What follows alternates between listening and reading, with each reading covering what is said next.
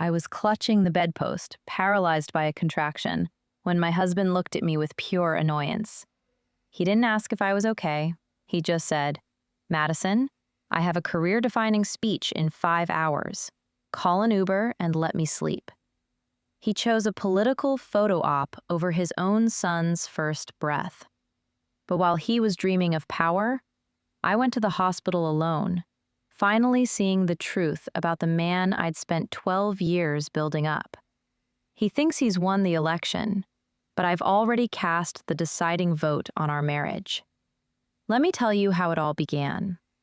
The silence of our bedroom at 4 in the morning was usually my sanctuary, a brief window of peace before the relentless machinery of Patrick's political career began to grind.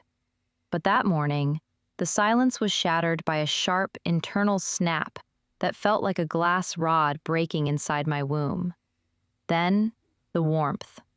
I stood there, paralyzed on the dark mahogany floor my father had helped us refinish, feeling the cold air of the air conditioner hit the wetness pooling around my feet. This was it.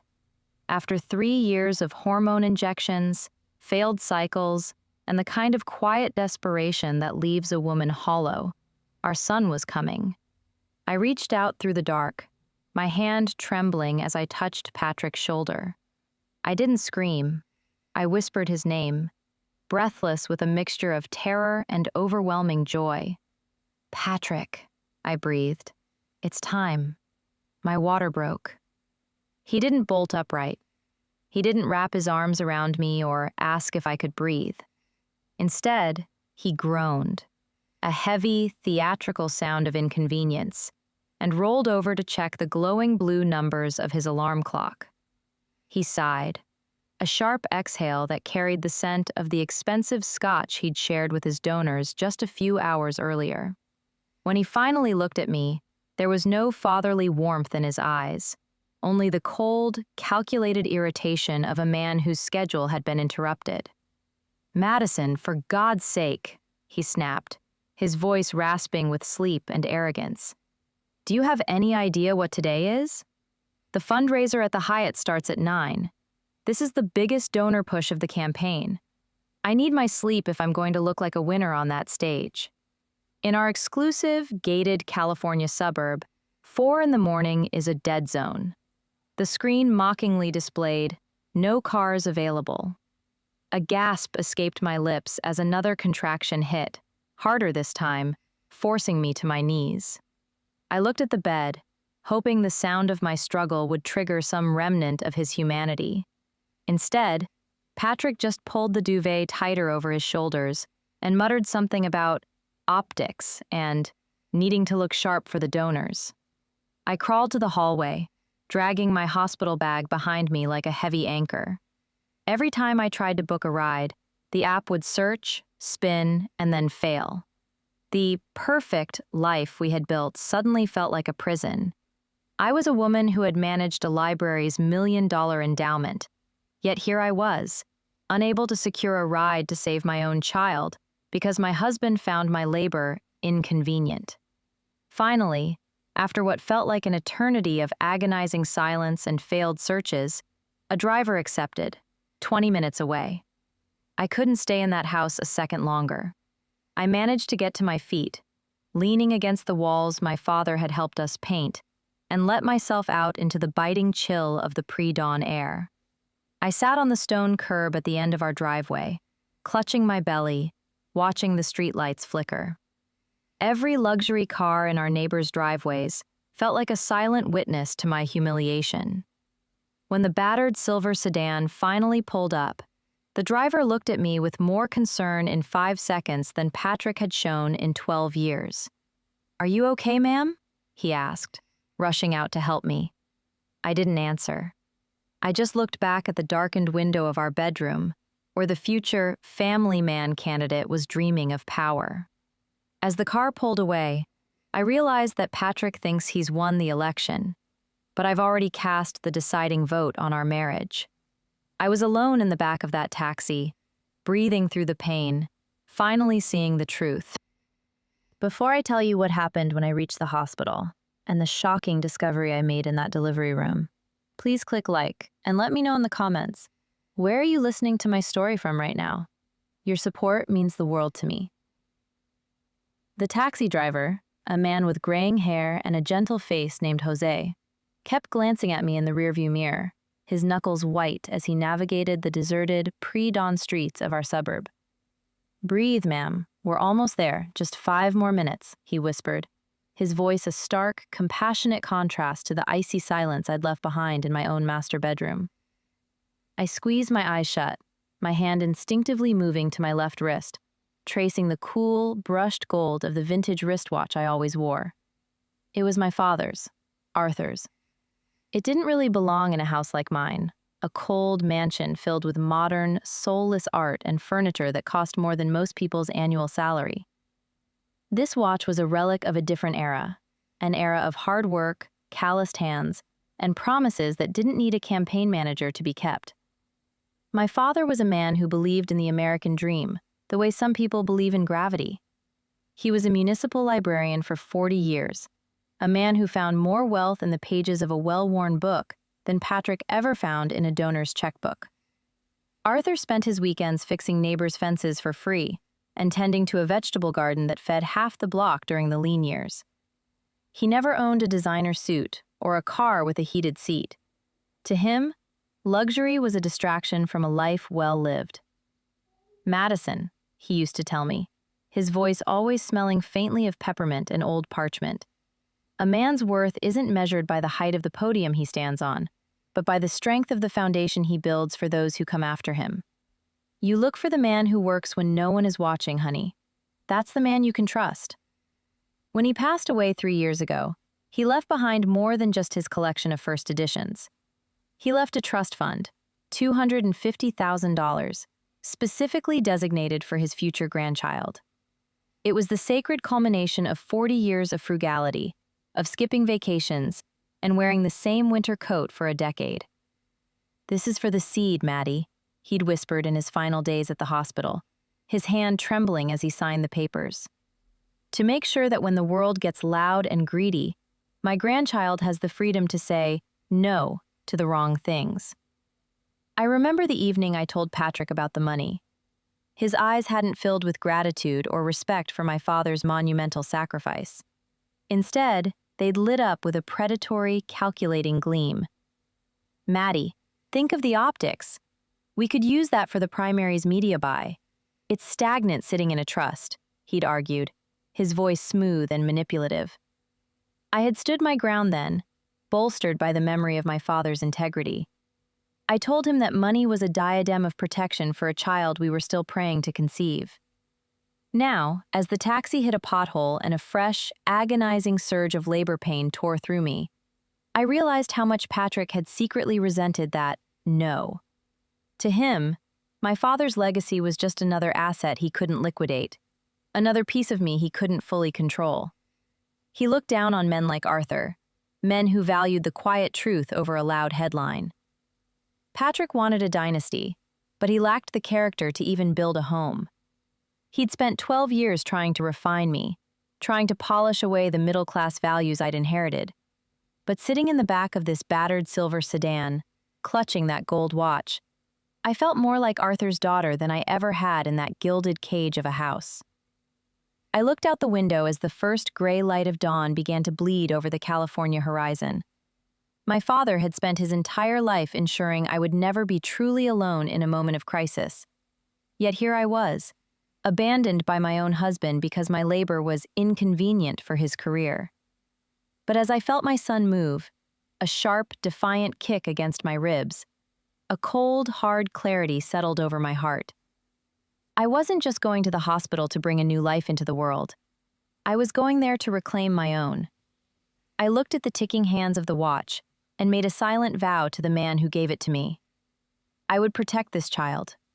I would protect the legacy Arthur worked 40 years to build. And I would make sure Patrick Jones learned exactly what happens when you try to trample on the values of a man who actually knew the meaning of honor. "I'm almost there, Dad," I whispered into the dark, "and I'm bringing your grandson with me." The hospital's automatic doors hissed open, welcoming me with a blast of sterile, chilled air that felt like a slap of reality. The lobby was nearly empty, illuminated by the harsh, flickering hum of fluorescent lights. As I leaned against the intake desk, breathless and trembling, the nurse behind the plexiglass looked up, her expression shifting from boredom to sharp concern. "Where's your partner, honey?" she asked, her hands already reaching for a wheelchair. I forced a small, brittle smile, the kind I'd practiced for 1,000 campaign events. "He's on his way," I lied. The lie tasted like ash. For 12 years, I had been the master of the loyal wife script, and even now, in the throes of labor, the habit of protecting Patrick's image was a reflex I couldn't quite shake. As they wheeled me down the long, echoing corridors toward labor and delivery, the rhythmic squeak of the wheels felt like a countdown. I closed my eyes, and suddenly, I wasn't in a hospital. I was back in the early days of our marriage. We were living in a cramped one-bedroom apartment in Sacramento, sharing a single desk. I was working 40 hours a week at the library and taking freelance research gigs at night, just so Patrick could focus on his vision. I remember the pride I felt when I bought him his first real suit, a navy wool blend from a clearance rack. I'd spent hours ironing it, making sure the creases were sharp enough to cut, convinced that his success was our success. I was the silent engine, the one who managed the bills, the one who made sure the fridge was full, and the one who listened to his speeches until I knew every cadence by heart. But as his star rose, the sacrifices changed from financial to soul deep. Patrick didn't just want a partner, he wanted a prop. I remembered the endless, stifling tea parties with his mother, Eleanor. She would sit in her sun-drenched parlor, her pearls reflecting the light, and lecture me on the decorum of a public servant's wife. "Madison," she would say, her voice like velvet-wrapped steel, "your personal interests are lovely, but they don't move the needle.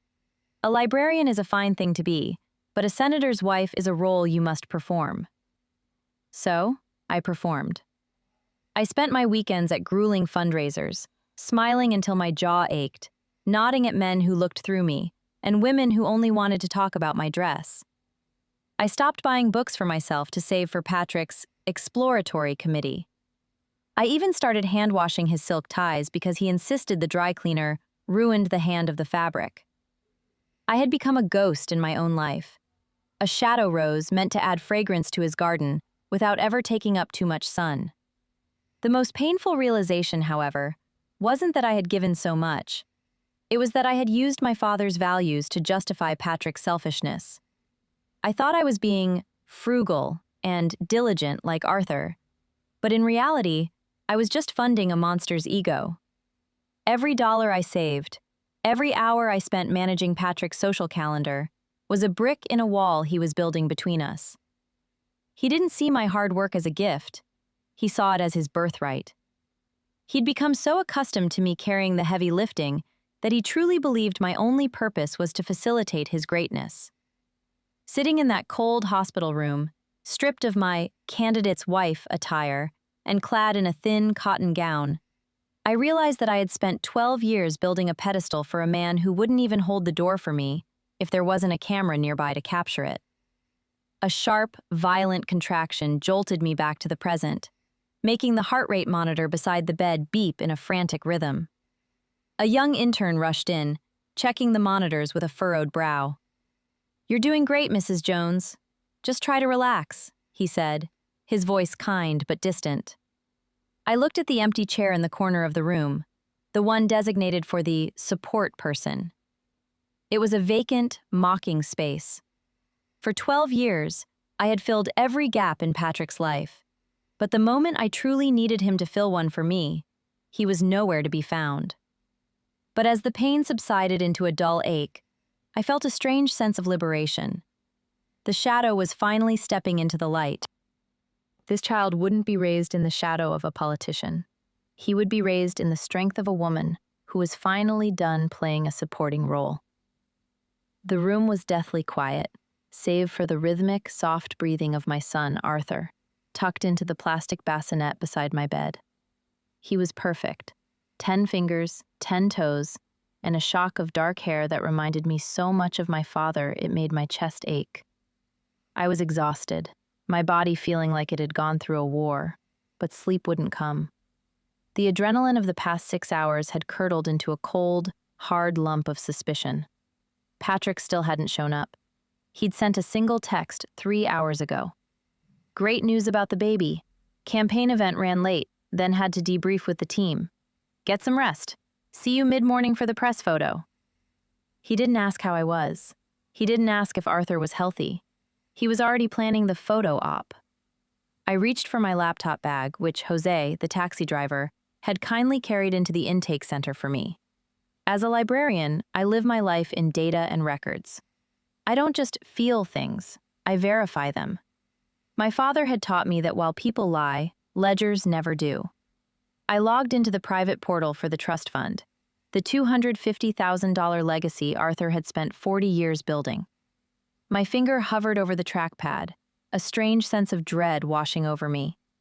I had been the one to set up the alerts, but over the last year, with the stress of the high-risk pregnancy and the demands of Patrick's campaign, I had let him handle the administrative updates with our family lawyer, a man Patrick had insisted on choosing. When the screen loaded, my heart didn't just drop, it stopped. The balance was $14.12. I blinked, certain it was a technical glitch. I refreshed the page. $14.12. My breath hitched in my throat as I scrolled down to the transaction history. Over the last 6 months, there had been a series of massive wire transfers. They weren't small, incidental loans to the campaign. They were 6-figure drains, executed with surgical precision. The most recent one, a staggering $100,000, had been moved just 3 weeks ago. I traced the routing numbers with a trembling finger. They didn't lead to Citizens for Patrick Jones. They led to a private holding company I didn't recognize, Heritage Oak Management. My mind raced, connecting dots I had spent years trying to ignore. I remembered a conversation I'd overheard between Patrick and his mother, Eleanor, a few months back. They were hushed, speaking about securing the long-term assets and making sure the boy has a proper environment. At the time, I thought they were talking about a nursery or a better school district. I logged into our joint household account, my eyes blurring with tears I refused to let fall. There, buried in the digital paper trail of consulting fees and travel expenses, I found it. Monthly payments to a luxury high-rise management company in downtown Sacramento. The unit number was 14B, and the name on the secondary key authorization wasn't Madison Bennett Jones. It was Sienna Walsh, Patrick's ambitious young press secretary. The betrayal was so absolute it felt physical, like a second, colder labor. Patrick hadn't just abandoned me at 4 a.m. He had been systematically robbing our son's future to fund a secret life, and he had used his mother's heritage as a shield to do it. The man I had supported, the man I had ironed shirts for and lied for, was a thief in a silk tie. I looked at Arthur, sleeping soundly, unaware that the world his grandfather built for him had been dismantled by the man who was supposed to protect him. A slow, icy calm began to replace the panic. I wasn't the naive librarian anymore. I was a researcher, and I had just found the most important document of my life. I didn't call Patrick. I didn't scream. I simply hit print and began to build a folder of my own. Patrick wanted his career-defining day. I was going to give him one he would never forget. The clicking of the hospital printer was the only sound in the room, a rhythmic, mechanical pulse that felt like a ticking time bomb. As the pages slid out, cold, white, and damning, I felt the last remnants of my old life crumbling away. I had spent years being intimidated by the Bennett Jones family tree, a sprawling oak of social status and old money that Eleanor constantly reminded me I was merely a graft upon. But as I stared at the articles of incorporation for Heritage Oak Management, I realized the tree was rotten to the core. The registered agent for the company wasn't Patrick. It was Eleanor Bennett Jones, my mother-in-law, a woman who spent her Sundays in the front pew of the Episcopal Church and her Mondays hosting charity luncheons for underprivileged youth, had been the one to sign the wire transfer authorizations. She hadn't just watched her son rob his own child. She had held the bag for him. I remembered a conversation from 6 months ago, the day I'd finally hit the 20-week mark of a high-risk pregnancy. Eleanor had invited me for tea, her silver service polished to a mirror finish. "Madison, dear," she had said, her voice dripping with artificial sweetness. "Family is about protection. We must ensure that Patrick's image remains untarnished. His career is the vessel that carries us all. If there are distractions, we manage them. We keep things in the family." At the time, I thought she was talking about privacy. Now, I realized she was talking about ownership. To Eleanor, my father's hard-earned money, the $250,000 Arthur had saved cent by cent, wasn't a legacy. It was a resource to be seized and redirected toward her son's desires, including his mistress. She had used the trust fund to purchase that luxury apartment downtown, not just to house Sienna, but to ensure that Sienna remained under her thumb. It was a masterpiece of manipulation. Keep the mistress close, keep the son happy, and keep the librarian wife in the dark, all while using the librarian's own inheritance to pay for it. The sheer hypocrisy of it made my skin crawl. This was the woman who had criticized my choice of nursery wallpaper for being too common. Yet she was perfectly comfortable laundering my father's life savings through a shell company to facilitate an affair. She didn't view me as a daughter. She viewed me as a temporary vessel for a Jones heir and a permanent source of funding for their political ambitions. The American dream my father believed in, the one where honesty and hard work were rewarded, was being devoured by people who believed that their last name gave them the right to take whatever they wanted. I leaned back against the hospital pillows, my hand resting on Arthur's bassinet. He let out a tiny, soft sigh in his sleep, completely unaware that his grandmother and father had decided he was worth less than a press secretary's downtown view. A cold, sharp resolve settled in my chest. Eleanor had spent decades mastering the art of the public image, but she had forgotten one thing. Librarians are experts at finding what people try to hide. They think I'm the weak link because I'm quiet, because I'm middle class, because I don't play their social games. They think I'll stay silent for the sake of the baby's reputation. They couldn't be more wrong. Eleanor wanted to keep it in the family? Fine. I would show her exactly what happens when the family she tried to destroy finally decides to fight back. I took a deep breath, the scent of hospital disinfectant and newborn skin filling my lungs, and began to draft a very different kind of press release, one that wouldn't be appearing on Patrick's campaign website. The printer finally went silent, but my mind was screaming. I pulled up Sienna Walsh's social media profiles, the public face of Patrick's youth outreach strategy. To the voters, she was a dedicated, sharp-suited professional, the girl next door with a degree from Stanford who was helping Patrick bring the future to California. But as I scrolled past the staged photos of her at campaign rallies, I saw the digital breadcrumbs of the life my father's money was actually paying for. There she was, 3 weeks ago, posing on a balcony with a glass of vintage champagne, the Sacramento skyline glowing behind her. I recognized the railing. It was Unit 14B.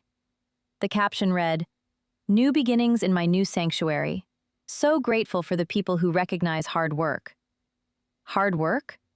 My father worked 40 years in a basement archives room, breathing in dust and history, so that she could have a sanctuary to drink a bottle of wine that cost more than his monthly pension. I looked at her wrist, a diamond-encrusted tennis bracelet. I looked at the designer handbag on the marble counter, the same counter I'd seen in the brochure Eleanor had, accidentally, left on her coffee table months ago. Every photo was a slap in the face of Arthur's legacy. He had lived by the rule that you never buy what you can't afford, and you never take what isn't yours. Sienna, meanwhile, was treating my son's future like a personal slush fund for her aesthetic. She wasn't just the other woman. She was a parasite wearing a press badge. Suddenly, my phone buzzed on the nightstand. The caller ID read, Patrick.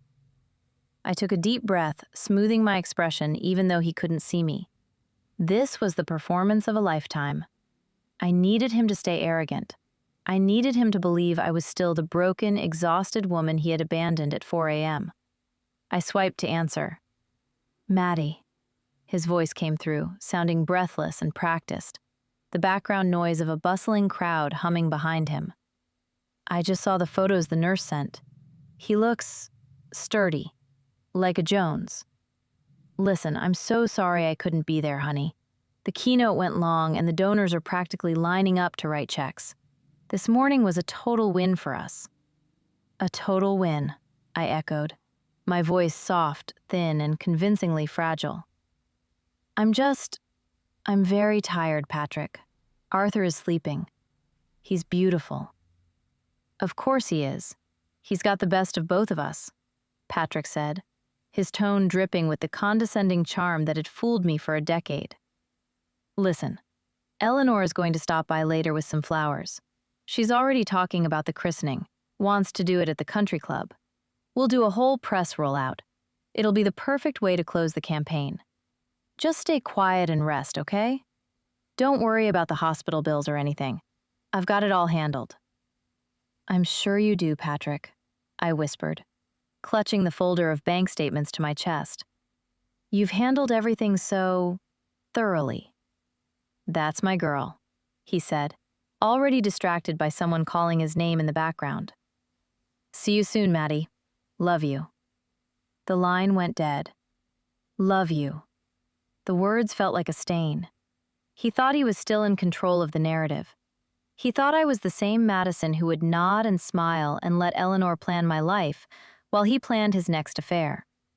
He didn't realize that while he was busy shaking hands and making promises he never intended to keep, I was cataloging his destruction.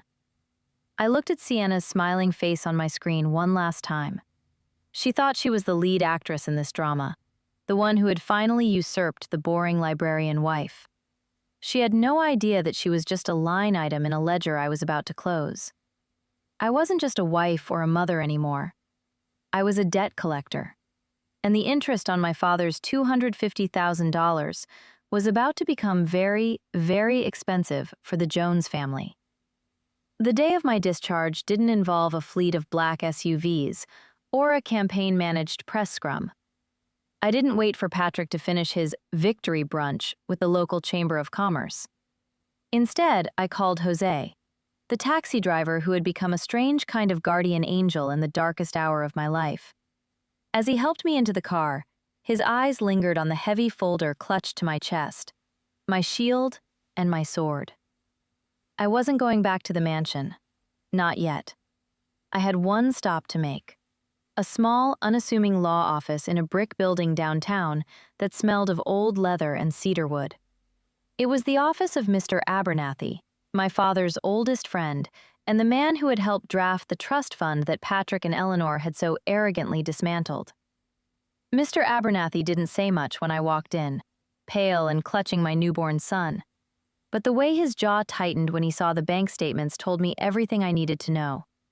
He was a man of the old school. A man who believed that a signature was a sacred vow, and a trust was a holy promise. As he spread the documents across his mahogany desk, his fingers traced the transfers to Heritage Oak Management. Madison, he whispered, his voice thick with a quiet, simmering fury. What they've done isn't just a betrayal of your marriage. It's a criminal breach of fiduciary duty. They didn't just spend the money. They laundered it through a shell company to hide the paper trail. They thought they were being clever, but they forgot that I kept the original ledger of your father's deposits. For the next 3 hours, while Arthur slept soundly in his carrier, we worked in a silence broken only by the sound of a highlighter and the occasional sharp intake of breath. We weren't just looking for divorce grounds. We were building a cage. Every consulting fee paid to Sienna, every utility bill for Unit 14B paid for by the trust, every signature Eleanor had forged on administrative updates. It was all there. I felt a strange, cold detachment as the mountain of evidence grew. I wasn't a grieving wife anymore. I was a librarian conducting the most important research of my career. and the subject was the total dismantling of the Jones political dynasty. Patrick and Eleanor had spent decades building a house of cards, made of lies and stolen legacies, and I was about to pull the bottom card. When I finally stepped out of that office, the California sun was high and bright, mocking the shadows I had just been digging through. I felt a sense of power I hadn't known in 12 years.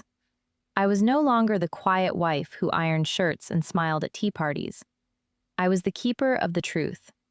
I had the receipts, the legal standing, and the ironclad resolve of a mother protecting her cub. I knew Patrick was at that very moment rehearsing his family values speech for the evening's rally, blissfully unaware that his most loyal soldier had switched sides. He thought he was playing a game of checkers, while I had already finished the final move in a game of chess he didn't even know he was losing.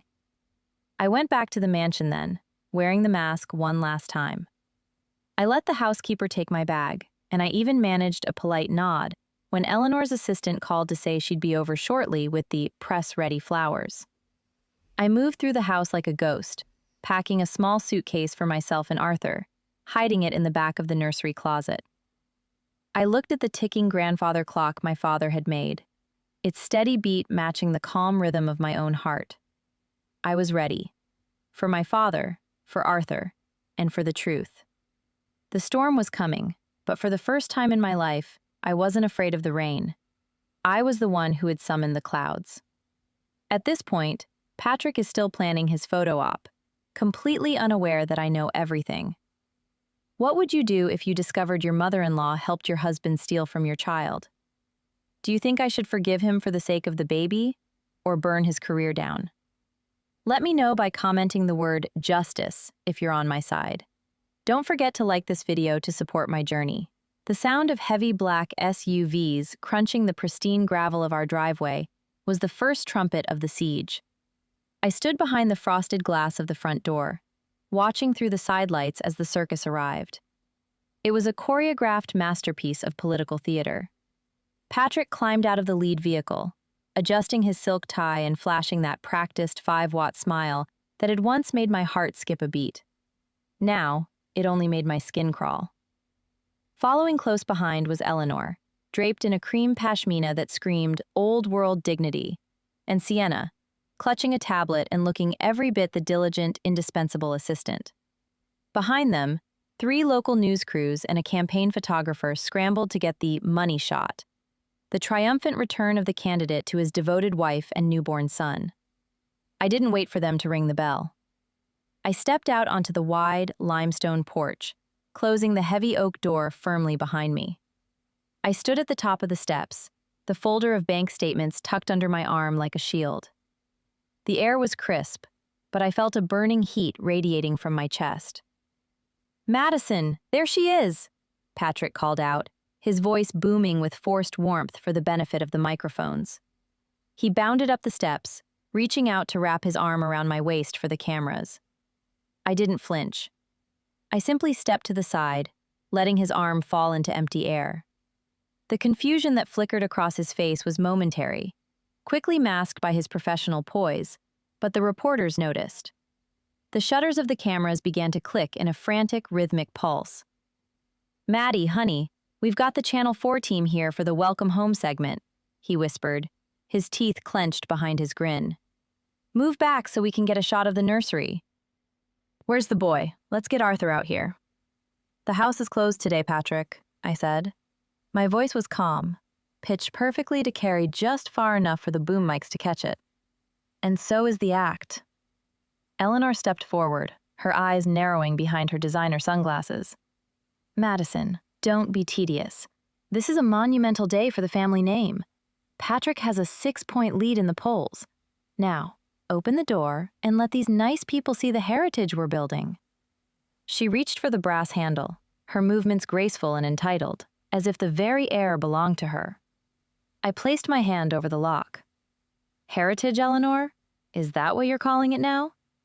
I turned my gaze to Sienna, who was standing a few feet back, trying to look invisible while simultaneously checking her reflection in her phone screen. "Sienna, how is the view from the 14th floor these days?" I imagine the Sacramento skyline is particularly beautiful when it's paid for with a dead man's life savings. The silence that followed was absolute. The only sound was the wind whistling through the oaks and the distant hum of the city. Patrick's face went from practiced charm to a pale, mottled gray. He stepped closer, his shadow looming over me, his voice dropping to a dangerous, low hiss. I don't know what kind of postpartum delusion you're having, Madison, but you're going to step aside and smile for these cameras right now.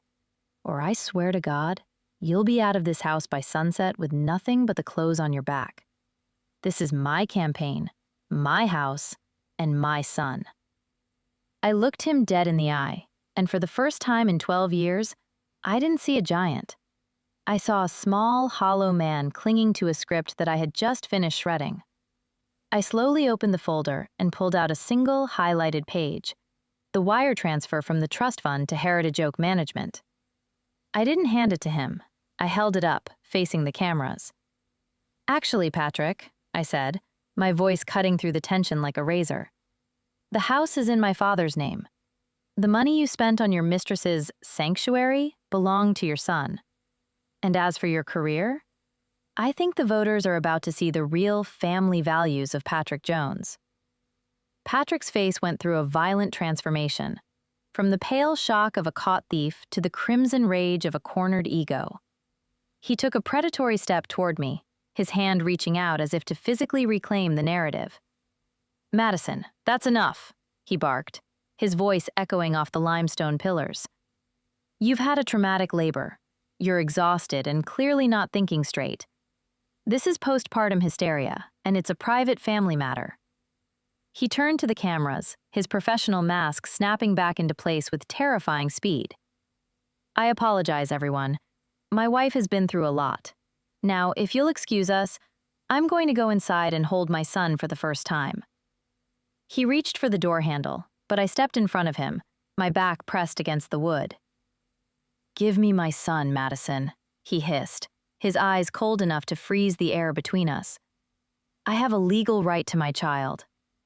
I looked at him, truly looked at him, and felt a strange surge of pity.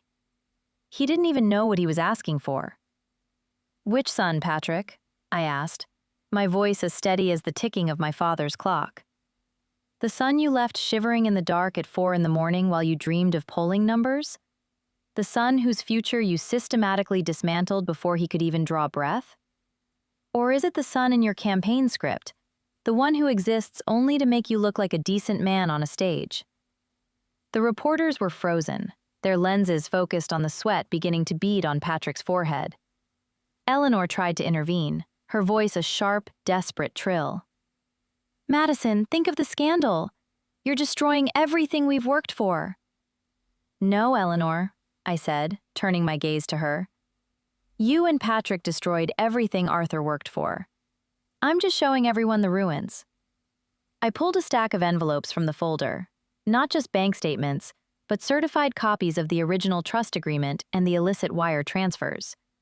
I didn't throw them. I handed them to the lead reporter from Channel 4 with the same professional courtesy I used when checking out a book at the library. Here is your press kit for the evening. It includes the routing numbers to Unit 14B and the signatures of the woman who authorized the theft of a child's inheritance. Patrick lunged for the papers, but he was too late. The cameras had already captured the image of the candidate scrambling to hide the truth. He turned back to me, his voice cracking, the arrogance finally replaced by a dawning, sickly terror. You can't do this, Madison. You're a Jones. You're part of this. I was never a Jones, Patrick, I said, reaching into my pocket and feeling the gold watch Arthur had left me. I am a Bennett, and a Bennett always pays her debts. You owe this child $250,000, and you owe my father the respect you never gave him. Since you can't pay in cash, I'll take it out of your career. I stepped back and opened the door just wide enough to slip inside, but I didn't let him follow. I looked at the man who had abandoned me when I was at my most vulnerable, and I saw nothing but a stranger. The movers will be here at dawn for my things, I said softly. Don't bother being here. You have a lot of explaining to do to the voters. I closed the door, and for the first time in 12 years, I locked it from the inside, leaving the monster I had helped create to face the storm alone. As the reporters scrambled to follow Patrick and Eleanor toward their retreating SUVs, Sienna remained frozen near the lead vehicle, her designer heels sinking into the soft turf of our manicured lawn. She looked like a bird of prey that had suddenly realized it was the one in a cage. Her phone was buzzing incessantly, likely the campaign's crisis management team, but she didn't answer. I stepped back out onto the porch, Arthur's monitor humming in my pocket, and looked down at her. The ambitious young professional facade was gone, replaced by a raw, naked panic. "You think you've won, don't you?" Sienna spat, her voice trembling with a mixture of fear and defiance. "You think destroying him makes you the hero? I'm the one he loves, Madison. I'm the one he's building a future with. That apartment, it's more than you ever gave him. It's freedom." I let out a soft, dry laugh that seemed to startle her. I walked down the first 2 steps, holding a single yellow carbon copy of a property deed I'd pulled from Mr. Abernathy's files. "Sienna, you're a press secretary. You're supposed to be an expert at reading the fine print. But you were so blinded by the view from the 14th floor that you forgot to check who actually holds the keys." I held the paper out. She hesitated, then snatched it from my hand. As her eyes scanned the legal jargon, the little color left in her face drained away. "Heritage Oak Management," I whispered. "The company that owns your sanctuary. It's a subsidiary of Eleanor's private estate. And there's a clause, right there on page 4. Occupancy is contingent upon continued employment and the discretion of the primary stakeholder." I watched the realization hit her like a physical blow. Eleanor doesn't like loose ends, Sienna. And she certainly doesn't like women who cause public scandals for her son. Do you really think she's going to keep paying the HOA fees for a mistress who just became a political liability? By tomorrow morning, Patrick will release a statement claiming you misled him and misused campaign resources. He'll say he was a victim of your obsession. And Eleanor? She'll be the one signing your eviction notice. "He wouldn't do that," she stammered, looking toward the SUV where Patrick was currently shouting at his mother. "He promised me." "Patrick Jones only keeps promises that have a high ROI, I said, using the cold corporate language he loved so much. "Right now, your return on investment is at 0. You weren't his partner, Sienna. You were a tax-deductible distraction paid for with my son's milk money. You're not the new Mrs. Jones. You're just the sacrificial lamb Eleanor prepared in case Patrick ever got caught." I stepped back up to the door, feeling a strange sense of closure. I didn't hate her. I mostly felt embarrassed that I had ever allowed myself to be part of a world where people were used like office supplies.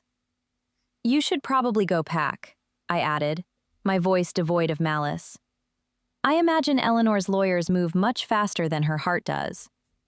Sienna looked at the mansion, then at the idling SUV that was already beginning to pull away without her.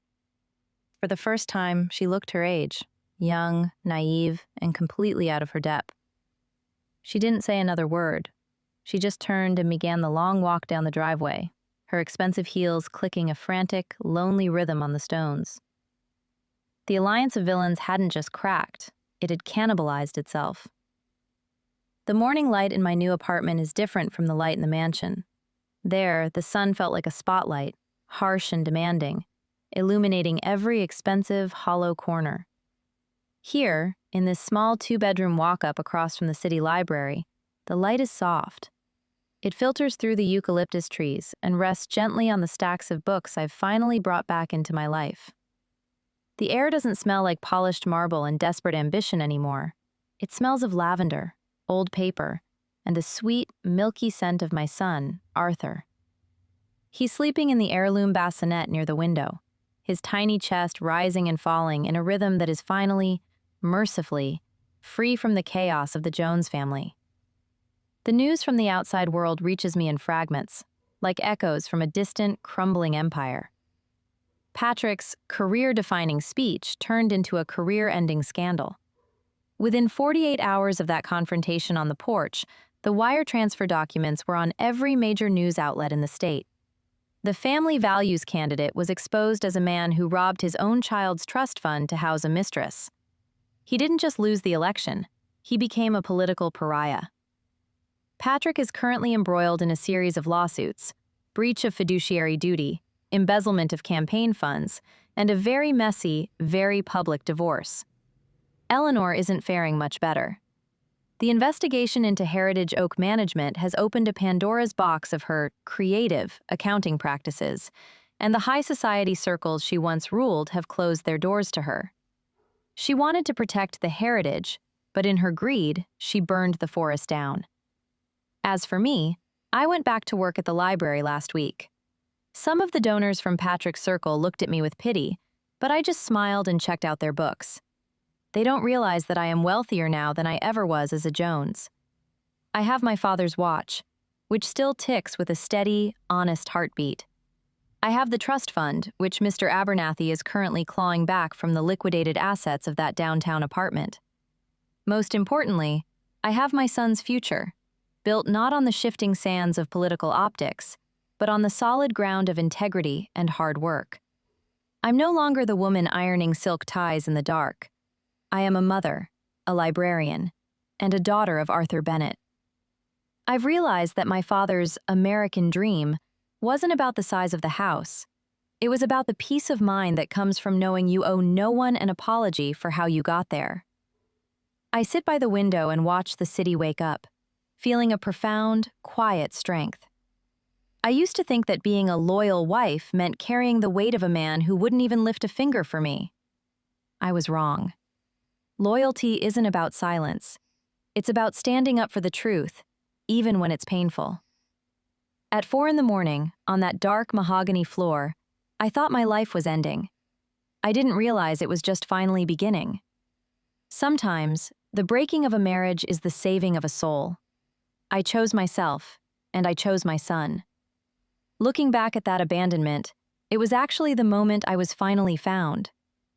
What are your thoughts on my choice? Was I too harsh? Or did they get exactly what they deserved? Please share your views in the comments and like this video if you believe in justice for mothers everywhere. Thank you for listening to my heart.